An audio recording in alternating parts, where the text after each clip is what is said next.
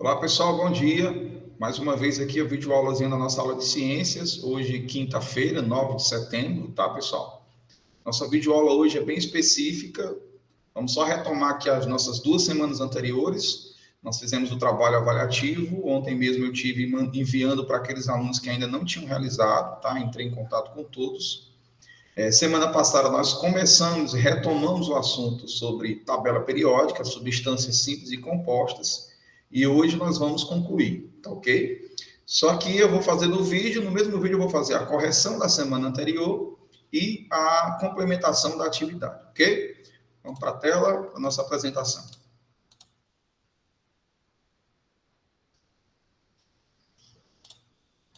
Então vamos começar pela correção da semana anterior da atividade da semana passada, tá, pessoal?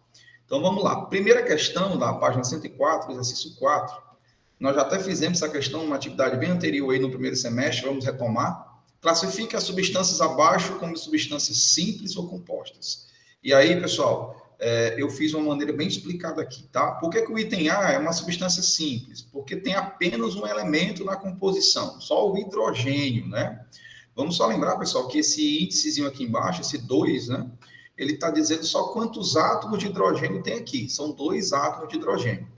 Mas se trata de apenas um elemento químico, tá, pessoal? Então, quando possui apenas um elemento químico na substância, nós chamamos ela de simples. Já no item B, a substância é composta, porque tem mais de um elemento. Nós temos o carbono, são 2 átomos de carbono, nós temos 6 de hidrogênio e 1 de oxigênio. Então, são 3 elementos na mesma composição, então é uma substância composta. Item C, substância simples. Não se enganem, tá, pessoal? Cada elemento químico é representado com pelo menos uma letra maiúscula. Quando tem letra minúscula, é para diferenciar de outros. Por exemplo, o ferro, que aparece aqui nessa composição, ele vem com Fe minúsculo, porque o flúor, né, que é outro elemento que tem a letra F no início, ele é representado só pela letra F. Então, se eu colocar só o F aqui, ficaria a dúvida se seria o ferro ou o flúor, tá? Aí o ferro, ele é Fe, tá, pessoal? Mas como só tem o ferro na composição, apenas um elemento, substância simples. No D também, substância simples, apenas o gás, o nitrogênio está aparecendo, apenas o nitrogênio com 2 átomos, tá? Item E, substância composta, nós temos o nitrogênio, que é um átomo só, e 3 de hidrogênio, aparecem 2 elementos. Item F, substância simples também. O gás hélio, né, pessoal? Lembrando que o gás hélio, tá, que é uma substância simples, ele vem com E minúsculo justamente para diferenciar do hidrogênio, porque se eu colocar só o H, ficaríamos na dúvida se trataria do hélio ou do hidrogênio, tá certo? Item G, substância composta, uma substância muito conhecida, que é a água, né, que ela é composta de hidrogênio e oxigênio, 2 elementos. E por último, substância composta também, que é o CH4, o gás metano, que é composto por carbono e 4 átomos de hidrogênio. Ok, pessoal? Então é muito simples diferenciar uma substância simples de composta. É só observar se tem mais de um elemento é composta, se tem apenas um elemento. É simples, tá?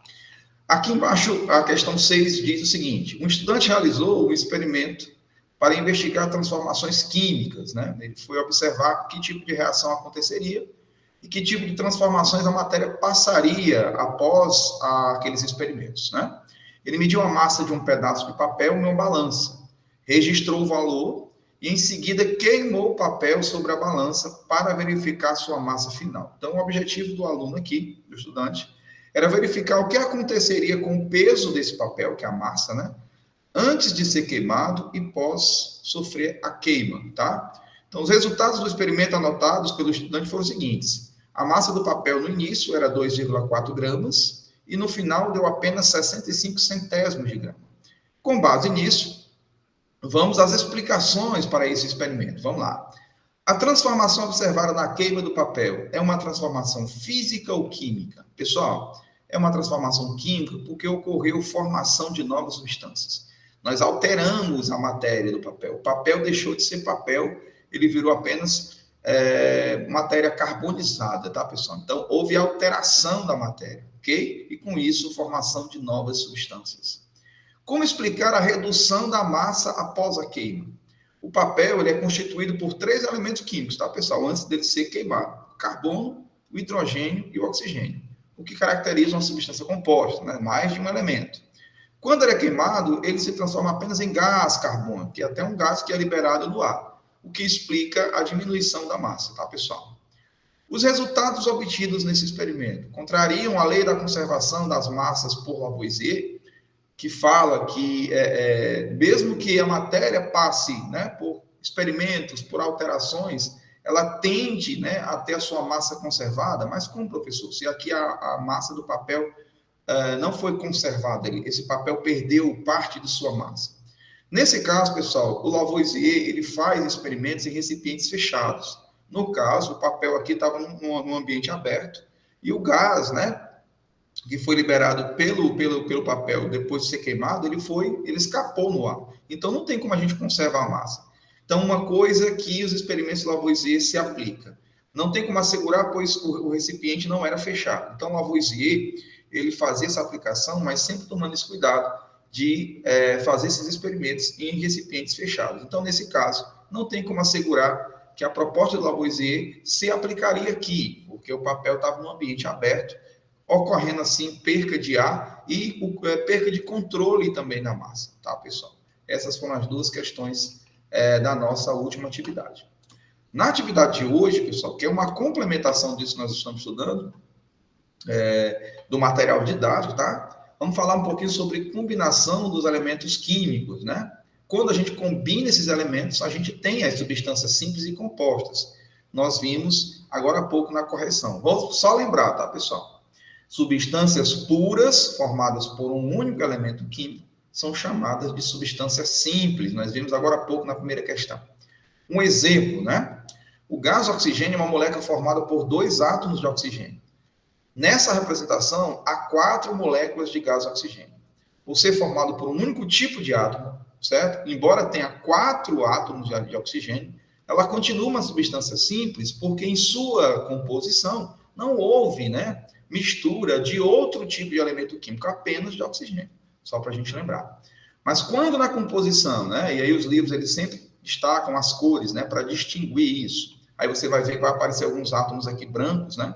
É justamente para que o aluno tenha essa visualização de que outra cor se trata de outro elemento. Tá? Então, quando as composições têm diferentes elementos químicos, aí são substâncias compostas.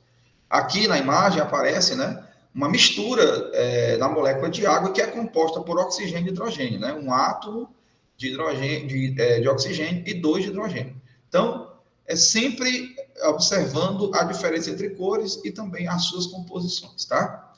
Tudo se transforma, aí para explicar mais um pouquinho sobre o experimento de Lavoisier. Nas transformações físicas, a natureza da substância se mantém, ela não é alterada, tá? E as moléculas de uma substância química no estado sólido são as mesmas no estado líquido e no estado gasoso. Embora mude a fase da matéria, a natureza daquela matéria permanece. Porém, há outro tipo de transformação que é possível modificar a natureza da substância. Esse tipo de transformação é uma transformação química, onde acontece a alteração da matéria. Nela, há reagrupamento dos átomos que constituem a matéria, ou seja, uma substância forma outra, conferindo propriedades diferentes para uma nova substância formada. Então, foi esse rapaz aqui, tá, pessoal, Lavoisier, que chegou a uma importante conclusão. Realizando experimentos de combustão, a que a gente viu agora há pouco na correção do exercício 6, ele percebeu que o gás oxigênio participava da transformação química que provoca a combustão das substâncias. É tanto que você, quando vai acender fogo, né, ou quando você quer aumentar a incidência desse fogo, você assopra e você está jogando oxigênio no fogo. O oxigênio, pessoal, é um tipo de combustível que ajuda a deflagrar mais ainda o incêndio, a queima, tá? Então, Lavoisier sugeriu que o gás oxigênio era transformado, assim, com uma substância que queimava, em um processo que envolvia o rearranjo entre átomos de todas as substâncias envolvidas. Portanto, não havia perda ou desaparecimento de átomos, eles eram apenas rearranjados, né, como se fossem aproveitados. Então, o que é que ele fez? Ele propôs a lei da conservação das massas. Essa lei anuncia que uma transformação química, a soma das massas das substâncias reagentes que sofreram reação, deverá ser a mesma que a soma das massas dos produtos, antes de acontecer a reação, né? No exercício anterior, antes de acontecer a queima do papel, ali é o produto, depois é o reagente. para manter a quantidade de átomos envolvidos. A lei da conservação das massas é conhecida pela seguinte frase: na natureza nada se cria e nada se perde. Essa frase é muito famosa. Tudo se transforma. Então, para que a transformação química possa ocorrer, é necessário fornecer energia suficiente para seus átomos e moléculas, né, para que seus átomos e moléculas possam se separar e se rearranjar, formando novas substâncias. Aí nós temos aqui um exemplo, né, do etanol, que é um tipo de álcool, né, e o gás oxigênio. Também somado aqui, né, o etanol somado ao gás oxigênio, nós vamos ter uma composição, uma mistura, né, de gás carbônico, juntando os dois elementos, somados também à composição que tem água. Lembre-se, você vai ver em toda a estrutura que o que está acontecendo aqui não é perca de nenhuma substância, apenas elas estão se reagrupando e se compondo em um novo elemento, tá, pessoal? Isso é o que fala o experimento de Lavoisier, ok? Para terminar a aula, tá, pessoal? Lembrando que eu vou lembrar para só isso aqui é só uma representação, tá, pessoal? Uma visualização. Vocês vão distinguir, né, os elementos pela cor: carbono preto, hidrogênio branco, o oxigênio o vermelho. Vocês vão ver que eles estão se reagrupando, né, se compondo, ou seja, se unindo para compor uma nova substância. Pessoal, na página 104 a gente vai responder o exercício 5, tá? Para falar quantos elementos químicos aparecem aqui. E na página 106 fazer o exercício 1, tá? Para complementar nossa atividade sobre elementos químicos e tabela periódica, ok? Então, pessoal, aproveitem o vídeo de explicação, aproveitem também o vídeo de correção para que vocês tirem todas as dúvidas, ok, pessoal? A gente se vê.